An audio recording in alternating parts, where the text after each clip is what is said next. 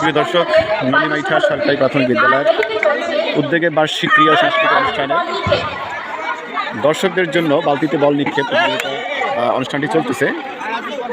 আপনারা দেখতেছেন এই যে না, এখন পর্যন্ত কেউ বালতিতে বল খেলতে পারে নাই। দেখা যাক, না কাছাকাছিও যায় না। একদম পাওয়া গেছে, এই যে রাকিব, তিনি বালতিতে বল নিক্ষেপ করেছেন। দেখা যাক, কাছাকাছিও নেই।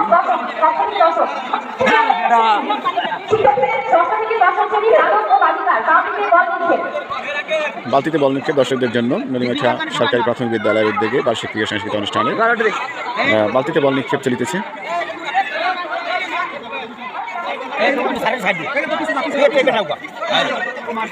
এবং এই খেলা পরিচালনা করছেন মলিমাঠা মাধ্যমিক বিদ্যালয়ের সিনিয়র সহকারী শিক্ষক জনাব নুরে আলম সিদ্দিকী স্যার, এবং সহযোগিতা করছেন অত্র বিদ্যালয়ের